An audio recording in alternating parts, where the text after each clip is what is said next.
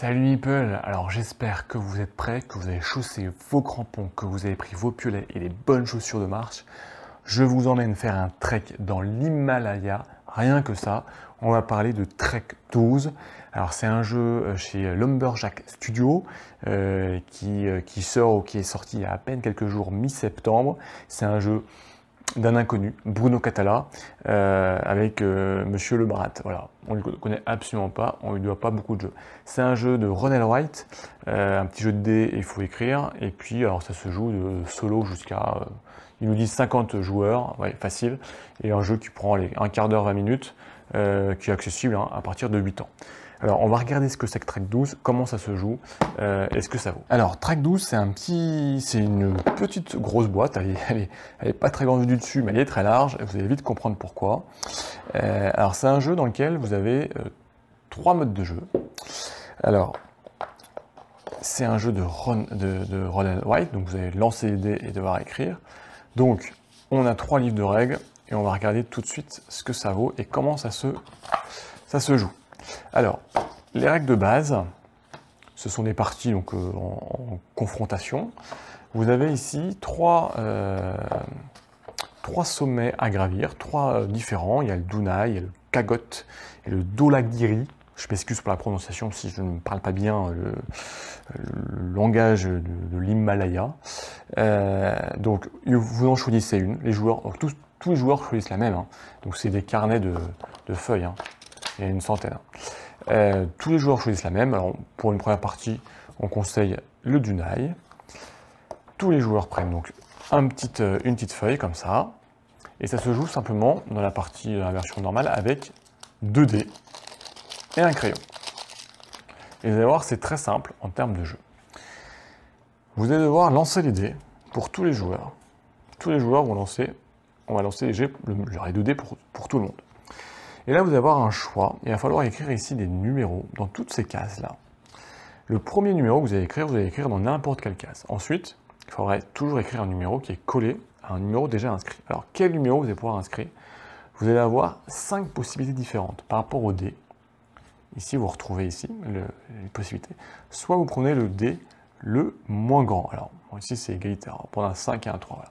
Soit vous prenez la chiffre le moins élevé. Donc, vous prenez ici le 3. Soit le chiffre le plus élevé, donc le 5. Soit vous faites la soustraction des deux, 5 moins 3, donc le chiffre 2, toujours positif. Hein. Soit vous faites l'addition des deux, donc 8. Soit vous faites la multiplication des deux, 3 fois 5, 15. Donc déjà, chaque joueur choisit, indépendamment, la combinaison qu'il souhaite faire, et il vient ici la marquer dans la colonne qu'il a faite. Donc si je prends le chiffre le plus grand, je vais prendre un 5, tout simplement. Et je viens griser ici. Ici, on a 4 cases par ligne, donc on pourra choisir dans la partie que 4 fois le même système. Donc 4 fois le chiffre le plus grand, 4 fois le chiffre le moins grand, etc. Donc il faut bien savoir ce qu'on choisit. On vient écrire le chiffre qu'on a choisi dans une des cases. Donc la première, on choisit où on veut. Et quand c'est fait, on relance les dés. Donc ici, je fais un 5 et 5. Donc je peux prendre par exemple le chiffre le moins grand ici. Donc ça va être 5. Donc pareil, cette fois-ci, je dois inscrire mon chiffre, en revanche, dans une case qui est adjacente, qui touche une case déjà numérotée.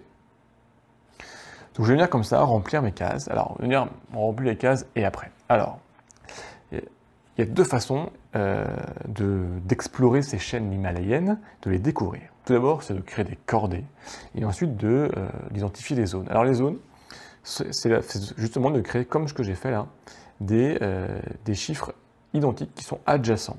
Donc à chaque fois qu'il y a des chiffres identiques adjacents, et par exemple je vais le signifier comme ça en faisant un symbole. Donc si j'ai un autre 5 ici, je vais le marquer. Si par hasard ici je fais avec des 4, je vais le marquer différemment, j'en sais rien, moi je vais faire des petits croix, bon, ça c'est pour s'en souvenir. Donc il faut faire des zones les plus grandes possibles, on va marquer des points comme ça. La deuxième façon de marquer des points, c'est de créer des cordées, donc c'est des successions de chiffres, une succession de chiffres de façon chronologique. Donc ici, par exemple, j'ai un 4 et un 5, donc je peux le relier. Alors je peux faire qu'une seule à la fois, hein. J'ai un 4 et un 5, je ne peux pas le faire. Donc si j'avais un 3, je pourrais relier. Si j'ai un 2, je pourrais le relier. Si j'ai un 1, je pourrais le relier jusqu'à 0. Hein. Et par exemple, si j'ai un 6, je fais une belle ligne. Et ça va se remplir comme ça au fur et à mesure. Donc par exemple ici je peux avoir un 2, je peux avoir un autre 2 ici, donc ça va faire des mêmes zones ici. Donc après peut-être que j'aurai un 1 ici, donc ça fait une petite zone. En revanche, ça peut arriver ici que j'ai des nombres que je vais inscrire à 8, donc qui n'est pas du tout relié, rien du tout, qui a un nombre qui est isolé. Donc là je vais faire une petite tête très triste. C'est que bah à la fin ça va pas me rapporter des points de victoire ça. Et donc on va remplir au fur et à mesure, donc toujours ici on va colorier en fonction de ce qu'on a choisi. Alors dans la limite, ici, à chaque fois de 4 fois l'opération choisie. Donc ici, allez, on va mettre un 3, un 2 on va dire, ici un 10 et un 10. D'accord? Voilà. Donc chacun, en fait, avec les mêmes combinaisons de dés, chacun va choisir et faire son expédition, ses cordées, ses zones à reconnaître. Et ensuite, on va calculer les points de victoire. Pour calculer les points de victoire, justement, on va regarder ces fameuses zones et ces fameuses cordées. Alors les fameuses cordées, on prend le chiffre le plus grand, donc ici le 6, auquel on rajoute la longueur de la cordée. Donc ici, un 6, et j'ai une case, 2 cases, 3 cases, 5 cases, 6 cases, 7 cases. Donc ça fait 13 points. Et je vais faire ça à chaque fois. Donc ici, j'ai le 2, c'est le plus grand, et j'ai une case supplémentaire, ça me fait 3 points, etc. On va ici regarder les zones. Donc les zones, on prend la valeur de la zone, ici 10, et pareil, on rajoute les cases environnantes. Donc j'ai un 10 plus une case, ça me fait un 11. Ici j'ai un 2 plus une case, donc 3. Le 5, j'ai 2 cases supplémentaires, donc ça fait 5 plus 2, 7, etc. etc. Donc on va compter toutes les cases. On va regarder aussi votre plus grande cordée. Ici, grâce au tableau ici, ça vous rapporte des points supplémentaires. Donc par exemple, ici, une cordée de 7 cases, 1, 2, 3, 4, 5, 6, 7 cases, va m'apporter 15 points supplémentaires. Et pareil, la zone, ici, une zone de 3, va m'apporter 1 point supplémentaire. Donc on calcule tout ça. On enlève 3 points, et c'est ça qui est important, par case isolée. Donc si vous avez mal géré vos dés, vous perdez 3 points. Donc là, je perds 6 points. Et on a un total, et celui qui a le plus grand score remporte la partie. Alors par exemple, ici, je vous ai fait une petite démonstration, ce que ça donne en fin de partie. Donc j'ai bien colorisé mes cases. Il vous restera toujours une case de trop. J'ai colorisé. J'ai ici une zone qui est isolée. Puis j'ai fait mon calcul. J'ai rempli tout ça et j'ai un total de 71 points. Et on regarde celui qui fait le plus de points. Alors, il y a une petite particularité après sur les autres sommets. C'est que ici, vous avez des cases qui sont entourées d'un trait noir épais, c'est que vous ne pouvez pas mettre un nombre supérieur à 6. Donc c'est le 0 à 6. Et dans les autres cases, on ne peut jamais mettre un nombre supérieur à 15. Attention, jamais un nombre supérieur à 15. Donc si vous faites ici 5 x 5, 25, vous pouvez l'inscrire, mais ça vous fait moins 3. C'est pas possible. Donc il faut remplir le mieux, c'est rapide. On regarde un peu ce que font les adversaires, on essaie de trouver la meilleure combinaison. Ça, c'est le mode, je dirais, rapide pour apprendre à maîtriser le jeu. Il y a ensuite un mode d'expédition où vous allez enchaîner ces 3 sommets. D'accord? Alors, par contre, il va falloir avoir des petites subtilités, parce que quand on enchaîne les sommets, on gagne un peu d'expérience, on devient de plus en plus fort. Donc on va avoir des petites cartes bonus. Donc déjà, en plus, c'est le joueur qui aura le plus de points d'expérience à la fin de la partie. Alors comment on gagne les points d'expérience? Là, cette fois-ci, on va calculer le score qu'on a, et on va comparer notre score ici au nombre indiqué. Donc pour les Dunai, c'est 65 qu'il faut faire minimum, 70, puis 75. On va regarder le nombre. Si on a dépassé ce score, on marque l'étoile qui est indiquée. Donc ici 1 point, et ici pendant le dernier, on marquera 5 points, et ici 3 points. On regarde aussi celui qui a le plus grand score, qui va marquer les étoiles qui sont indiquées. Donc 1 étoile, 2 étoiles ou 3 étoiles. Et avec tout ça, on va regarder celui qui a le plus d'étoiles en fin de partie et qui remporte la partie. Alors, maintenant, au cours du jeu, vous allez pouvoir gagner des petites cartes bonus qui vont venir pigmenter un petit peu la partie, si j'arrive à ouvrir. Et elles sont de 4 sortes différentes. Vous avez la boussole,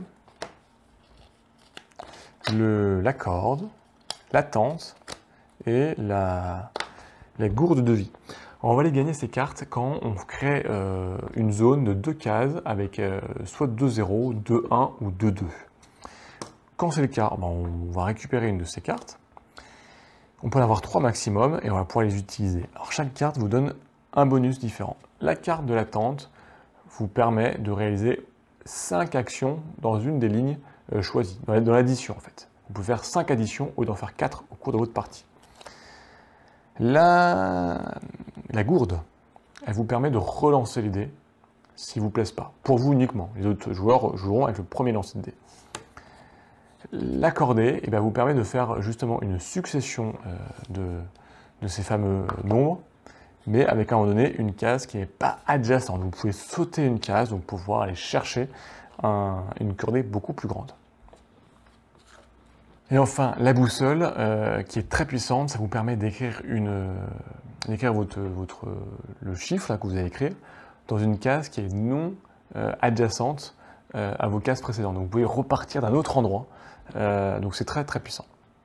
Donc ça aussi, ça va venir en compte, je dirais, dans votre partie et pimenter tout sur vos trois expéditions. Le dernier mode, il y a encore une petite surprise, c'est le mode solo. Alors, le mode solo officiel, c'est les règles de base, sauf que vous jouez contre une IA qui... alors, pour jouer l'IA, comment ça se passe? Il faut en fait vous prendre une feuille, comme vous, et à chaque fois que vous remplissez une case, vous allez remplir la même feuille, la même case sur la feuille de l'IA, avec toujours le dé le plus haut. Lui, voilà, on ne réfléchit pas, on prend le dé le plus haut. Vous jouez, vous, de façon complètement normale, et lui, vous remplissez les cases de la feuille avec le nombre le plus haut. En fin de partie, vous comptez les points de la même façon, sauf que Max, c'est-à-dire l'IA, qui s'appelle Max dans le jeu, et au lieu d'avoir quand il y a des zones qui sont des cases isolées, au lieu que ça lui fasse 3 points de victoire en moins, ça lui fait 3 points de victoire en plus. Voilà. Donc il faut jouer. Alors après, rien ne vous empêche de faire un solo tout seul et juste d'essayer de faire le maximum de points, le comparer avec vos camarades. Donc vous avez vu, c'est très simple, c'est très prenant, c'est très rapide. Moi, je redécouvre les Run and Write depuis Déméter et je trouve ça super sympa, surtout en solo, à jouer rapidement, pause café, pause déjeuner, etc. ou à plusieurs. Donc il n'y a pas vraiment de confrontation directe, d'interaction entre les joueurs. Mais voilà, on joue tous avec la même chose, donc c'est bien de voir ceux qui arrivent à s'en sortir le mieux. Mais les Lumberjacks, ce sont des filous, parce que dedans, en fait, vous avez des enveloppes mystères. Et oui, vous n'avez pas moins de 6 enveloppes différentes. Voilà. Et alors ces enveloppes, en fait, c'est dans le mode expédition. Donc quand vous jouez 3 cartes différentes à la suite, vous allez pouvoir ouvrir ces enveloppes si vous réalisez exactement ce qui vous est demandé. Ici, par exemple, s'il faut réaliser une zone avec exactement 7 cases. Ici, il faut réaliser une zone avec 2 cases exactement avec le chiffre 11. Ici, il faut réaliser une succession, donc une cordée de 13 cases. Pas évident. Ici, il faut réaliser 5 cases d'une même zone. Ici, il faut réaliser une zone de 3 cases avec le chiffre 7. Et enfin, la dernière, c'est une cordée de 9 cases. Et si vous réussissez, vous allez pouvoir ouvrir une enveloppe. Je ne vais pas vous les dévoiler, bien sûr, mais qui vont vous apporter du gameplay. Alors, voilà, il y a des enveloppes qui sont très épaisses, d'autres qui sont très fines. À vous de deviner ce qu'il y a dedans, ou de jouer, de les ouvrir. Donc ça, les Lumberjacks là-dessus, ils sont très forts parce que ça vous donne un challenge. Vous allez vous fixer une mission pour pouvoir l'ouvrir, pour pouvoir jouer avec. Et ça renouvelle votre expérience de jeu, ça vous renouvelle l'expérience, le gameplay. À partir du moment où ça peut tomber dans une légère routine, et voilà, vous allez ouvrir une enveloppe et avoir de nouvelles opportunités. Donc c'est très très bien trouvé. Donc c'est Trek 12 Lumberjack Studio. Alors voilà, donc Trek 12 Lumberjack Studio, ça vient de sortir. Alors moi je redécouvre les Run and Write depuis Déméter en particulier. Et c'est vraiment un mode de jeu que j'apprécie beaucoup parce que c'est rapide, Moi j'aime bien picoter, voilà, on lance les dés, on doit griser les cases, les remplir, et puis essayer de faire le meilleur score, mais avec une certaine confrontation, ou je dirais compétition plutôt, avec vos adversaires. Et puis surtout, voilà, c'est pas qu'un mode de jeu, c'est le mode solo, le mode je dirais rapide, une ascension, le mode expédition, et puis ces fameuses enveloppe qu'il faut ouvrir, qu'il faut débloquer. Donc ça, franchement, tout ça vraiment super bien trouvé parce que ça vous met déjà du challenge pour réussir l'objectif pour les ouvrir. Et puis l'ouverture, il y a le plaisir de l'ouvrir, le plaisir de découvrir de nouvelles mécaniques, de nouvelles choses. Genre, je ne veux pas vous dévoiler, moi j'en ai ouvert une pour voir, pour me rendre compte là. Et franchement, ça rapporte vraiment, c'est pas qu'une petite carte en plus, non, il y a des choses très intéressantes et j'ai pas tout découvert. Donc franchement, moi c'est une très jolie découverte. En plus, je suis un grand fan d'alpinisme, donc c'est un thème qui me plaît beaucoup. Alors la boîte est un peu grande pour pouvoir emmener ça dans son petit cartable d'écolier. Bon, c'est à cause des enveloppes. Maintenant, voilà, on peut prendre juste le petit bloc-notes qu'on veut, 2D, on glisse ça dans son cartable, dans son sac, et on peut faire ça une partie rapide si on ne veut pas tout prendre.